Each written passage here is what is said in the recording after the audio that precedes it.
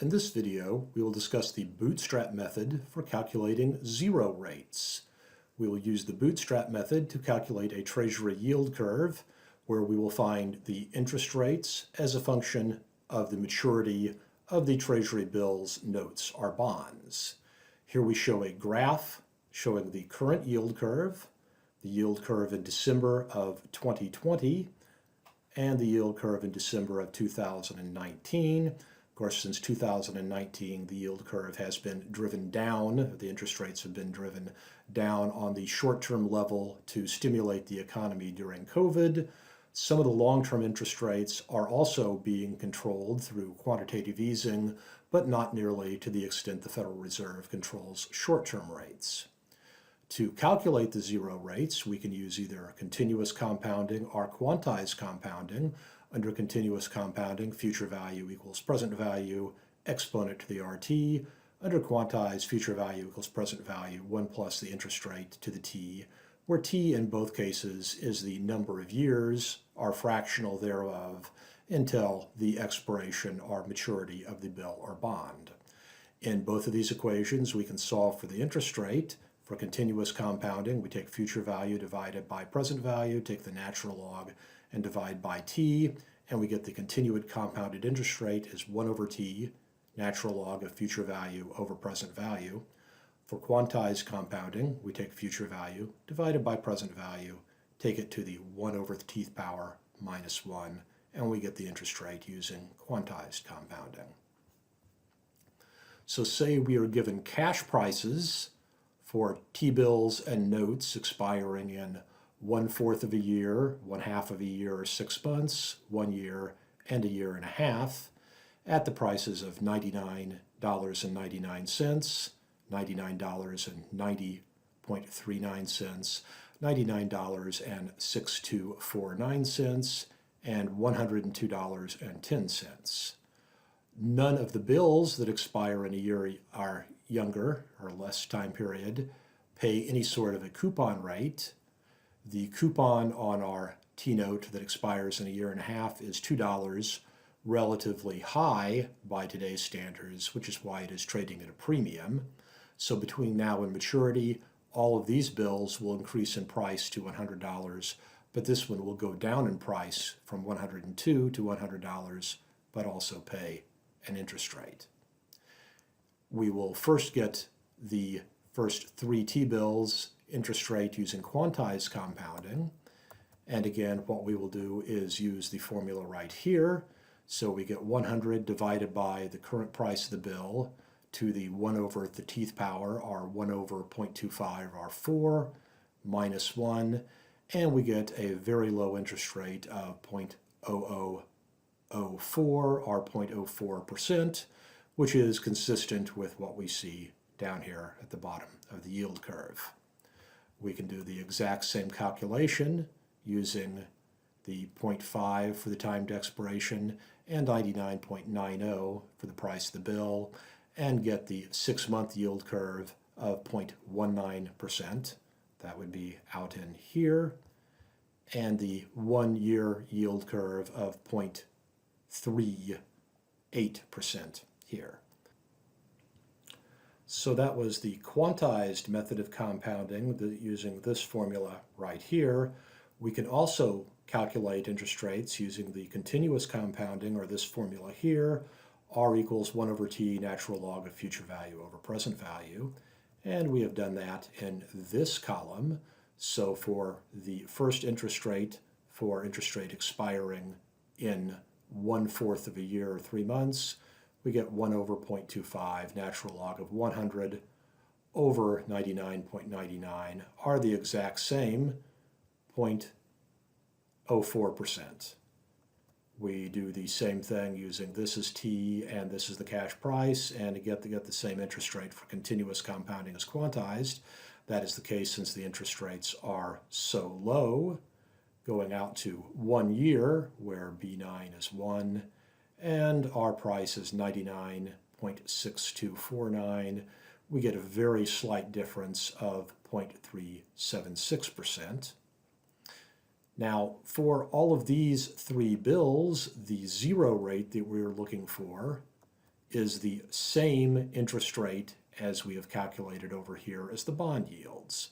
So our zero rate for expiring in 1/4 of a year, again, is 0.04%, 1/2 of a year is 0.19%, and 1 year is 0.376%. So we start to see this curve right here. Now, if we go out to trying to find the zero rate here for the note expiring in 1.5 years, things are more complicated because we have a coupon. And this coupon is paid on a semi-annual basis. So in 6 months, you get half of this for $1. In a year, you get $1, and in 1.5 years, you get $1. This makes it a bit more complex to figure out what the zero rate is, and this is where the bootstrap method comes into account. So to calculate the price of this note that expires in 1.5 years, we say the present value in 1.5 years is going to be the discounted sum of the coupon paid in half a year divided by 2, or 2 divided by 2 or 1, the present value of thereof, which is going to be using the present value formula, or inverting this, solving for PV, you get FV exponent to the negative RT.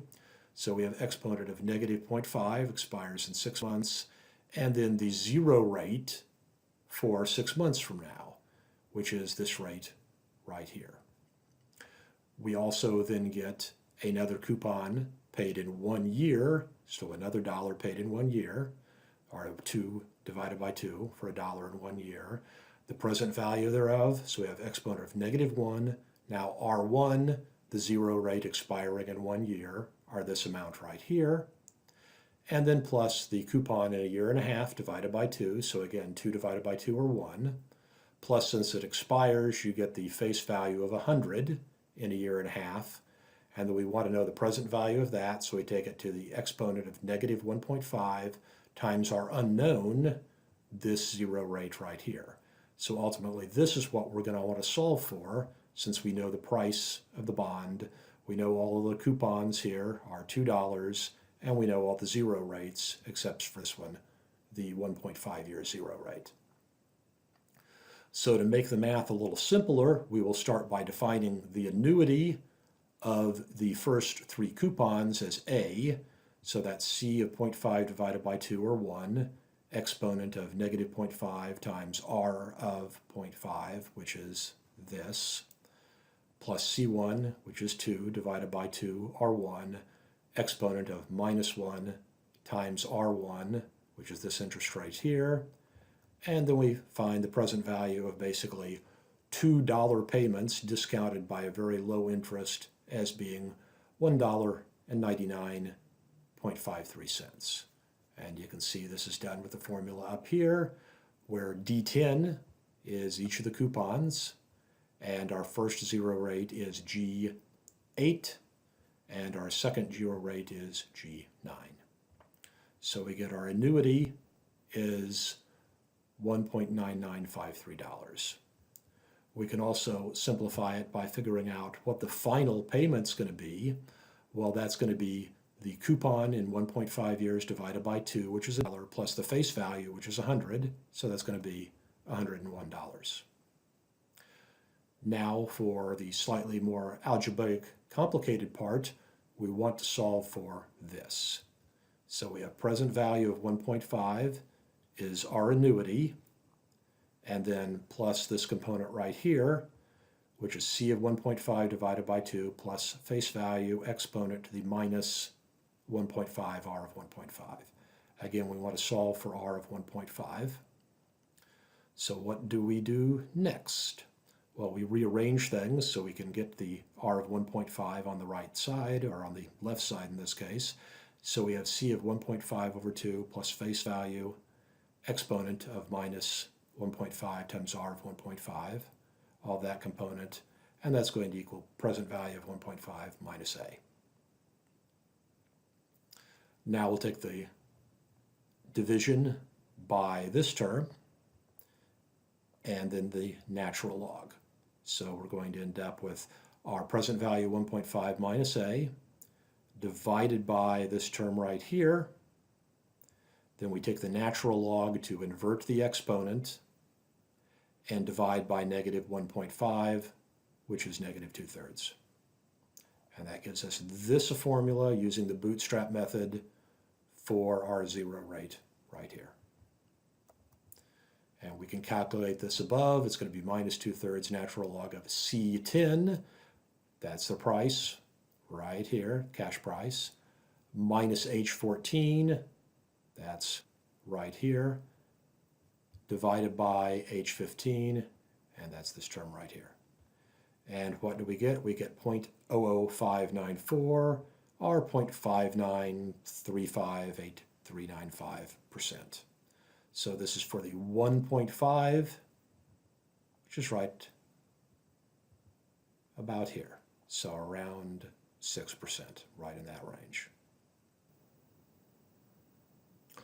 Treasury bonds and notes, as mentioned above, pay interest twice a year, so they have 2 as the number of compounding periods, and are assumed for our purposes here to have a face value of 100. You can use this formula here. Therefore, at any point, if you wish to convert from quantized compounding to continuous compounding, are solving for I converting back.